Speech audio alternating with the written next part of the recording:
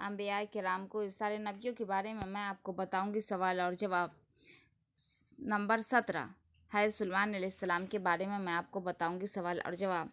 سوال ہے، بتائیے قرآن مجید میں حضرت سلیمان علیہ السلام کا اسم گرامی کتنی بار آیا ہے؟ جواب ہے 17 بار۔ سوال ہے، حضرت سلیمان علیہ السلام کے والد بزرگوار کا اسم گرامی بتائیے۔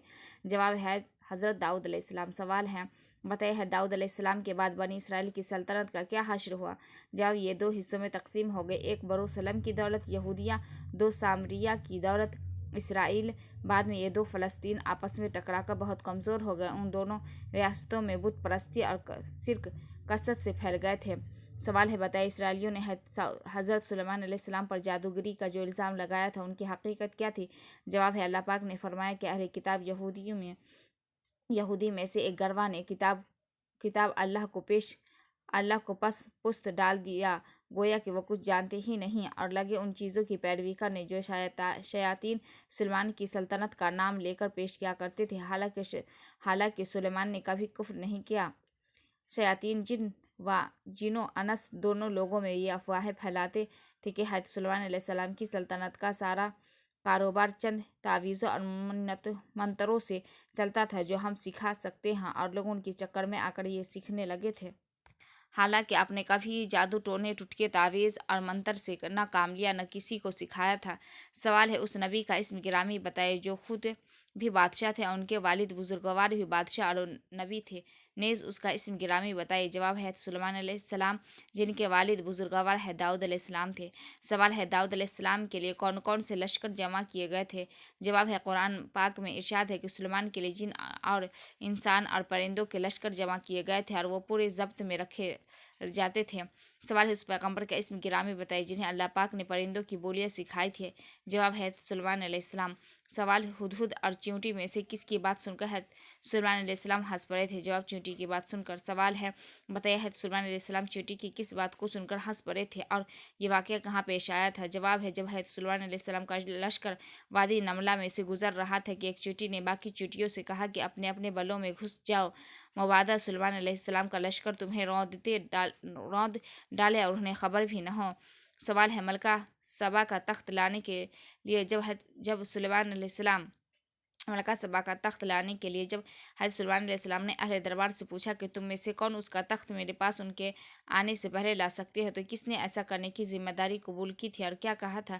جواب ہے، جن میں سے ایک قوی ہیکل نے عرض کیا کہ میں اسے حاضر کر دوں گا قبل اس کے کہ آپ اپنی جگہ سے اٹھا لیں۔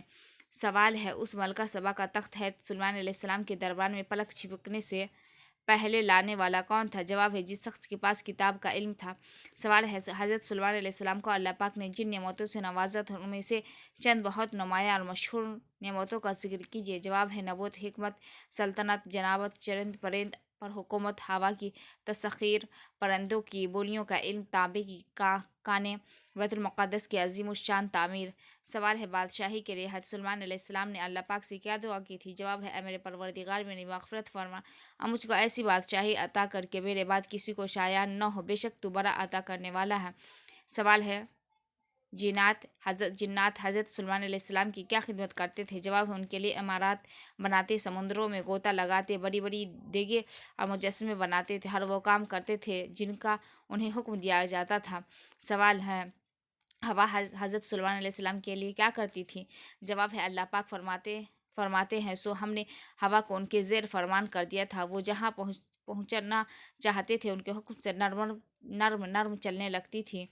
سوال ہے، وادی نملہ میں جب ایک چیونٹی نے دوسری چیونٹی سے کہا کہ اپنے اپنے بل میں گھس جاؤ تاکہ حضرت سلیمان علیہ السلام کا لشکر تمہیں روند نہ ڈالے اور انہیں خبر بھی نہ ہو، تو یہ سن کر آپ ہنس دیے، بتائیے اس کے بعد آپ نے کیا کہا؟ جواب، آپ نے اللہ پاک سے دعا کی کہ اے میرے پروردگار، مجھے اس امر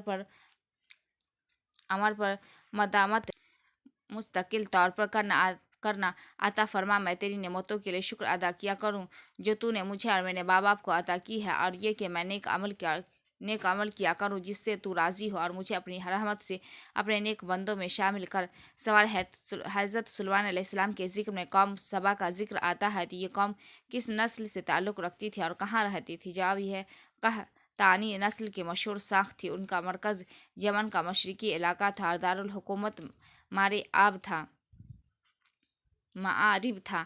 सवाल है, सुलेमान अलैहिस्सलाम ने एक रोज़ जब हुदहुद को अपने दरबार में गैर हाजिर पाया और नागवारी का इजहार किया, लेकिन थोड़ी देर बाद हुदहुद हाजिर हो गया तो आपने उसकी गैर हाजिरी की वजह दरियाफ्त की तो उसने क्या जवाब दिया?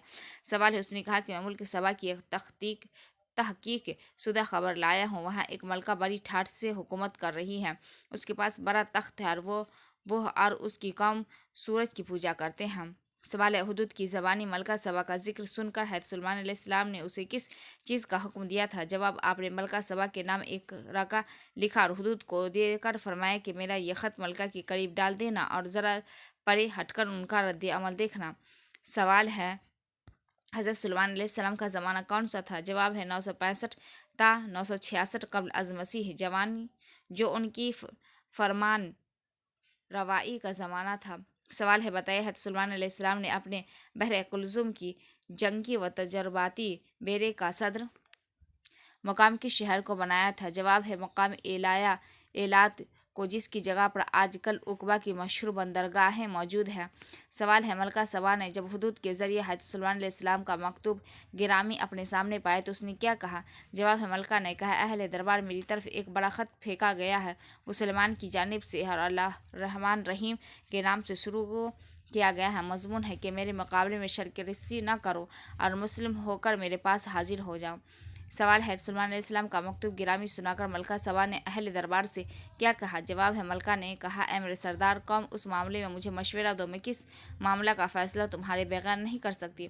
सवाल है, सुलेमान अलैहिस्सलाम का मकतूब गिरामी पाकर जब मलका सबा ने अहले दरबार से मशवरा तलब किया तो उन्होंने क्या जवाब दिया? जवाब, उन्होंने कहा कि हम ताकतवर हैं और लड़ने वाले लोग हैं, आगे फ़ैसला आपके हाथ में है, आप खुद देख लें कि आपको क्या हुक्म देना चाहिए। सवाल है, मलका सबा ने हज़रत सुलेमान अलैहिस्सलाम का मकतूब गिरामी पाकर जब सरदारों से मशवरा तलब किया, उन्होंने कहा कि ये बात आपकी मर्ज़ी पर मुनहसर है, तो मलका ने सबा ने क्या किया? जवाब, उन्होंने कहा कि बादशाह जब किसी मुल्क में घुस कर आते हैं तो उसे ख़राब और उनकी इज़्ज़त वालों को जलील करते हैं। यही कुछ वो क्या करते हैं। मैं उन लोगों की तरफ एक हदिया भेजती हूँ, फिर देखती हूँ कि मेरे एलची क्या जवाब लेकर आते हैं। सवाल है, मलका सबा का हदिया लेकर आने वाले एलची ने हज़रत सुलेमान अलैहिस्सलाम से क्या फरमाया? जवाब है, आपने कहा, क्या तुम लोग माल से मेरी मदद करना चाहते हो? जो कुछ खुदा ने मुझे दे रखा है उससे बहुत ज़्यादा जो तुम्हें दिया है, तुम्हारा हदिया तुम ही को मुबारक रहे। ऐ सफ़ीर, वापस जा अपने भेजने वाले की तरफ। हम उस पर ऐसे लश्कर लेकर आएंगे जिनका मुकाबला वो न कर सकेंगे और हम उन्हें ऐसी जिल्लत के साथ वहाँ से निकालेंगे वो खार होकर रह जाएंगे। सवाल है, जब मलका सबा का तख्त एक जिन के ज़रिए हज़रत सुलेमान अलैहिस्सलाम के दरबार में पहुँच गया, मलका अभी रास्ते में ही थी तो आपने अहले दरबार से क्या फरमाया? जवाब है, फरमाया, अनजान तरीके से उसका तख्त उनके सामने रख दो, देखे वो सही बात तक पहुँचती है या उन लोगों में से हजूरा रास्त नहीं पाते। सवाल है, जब मलका सबा हज़रत सुलेमान अलैहिस्सलाम के दरबार में पहुँचे, उससे पूछा गया कि क्या तेरा तख्त शाही ऐसा ही है? तो उसने क्या जवाब दिया? जब उसने कहा, ये तो गोया वही है, हम तो पहले ही जान गए थे, हमने सरा अताअत झुका दिया था। सवाल है, जब मलका सबा को एक ख़ास रास्ते से गुजरा गया ताकि हज़रत सुलेमान अलैहिस्सलाम के महल में दाखिल हो तो उसने रास्ते में पानी देकर पाइंजे चढ़ाए, लेकिन जब हज़रत सुलेमान अलैहिस्सलाम ने उसे बताया कि ये शीशे का चकना फ़र्श है, पानी नहीं, तो मलका ने बेख्तियार क्या कहा? जवाब, उन्होंने कहा, ऐ मेरे रब, आज तक मैं अपने नफ्स पर बड़ा जुल्म करती रही। वाज़ेह रहे कि मलका एक काफिर कौम से थी और बुतों की पूजा किया करती थी और अब मैंने सुलेमान के साथ अल्लाह रब्बुल आलमीन के अतायत कबूल करती हूँ। सवाल है, तो सुलेमान अलैहिस्सलाम की सीरत ने मलका सबा पर क्या असर किया? जवाब, आपकी बेहतरीन और पाकीज़ा सीरत को देखकर आपकी दावत इस्लाम से मुतासिर होकर मुसलमान हो गई। सवाल है, कुरान मजीद में हज़रत सुलेमान अलैहिस्सलाम की मौत का जिक्र किस तरह करता है? जवाब है, आप पर ऐसी हालत में मौत तारी हुई जबकि आप एक असा के सहारे खड़े या बैठे हुए थे। उस असा की टेक की वजह से आपका बेजान जिस्म अपनी जगह कायम रहा और जिन्नात ये समझते हुए आपकी खिदमत में लगे रहे कि आप जिंदा हैं। आखिरकार जब असा को घुन लग गया और वो अंदर से खोखला हो गया तो उनका जिस्म ज़मीन पर गिर पड़ा। उस वक्त जिनों को पता चला कि आपका इंतकाल हो गया और जिनों पर यह बात खुल गई कि वह गैब की जानने वाले होते तो उस ज़ात के अज़ाब में मुब्तला न रहते। सवाल है, कुरान मजीद ने हज़रत सुलेमान अलैहिस्सलाम के बयान में तेज़ तेज रो घोड़ों का जिक्र किया है। क्या बता सकते हैं ये क्या मामला है?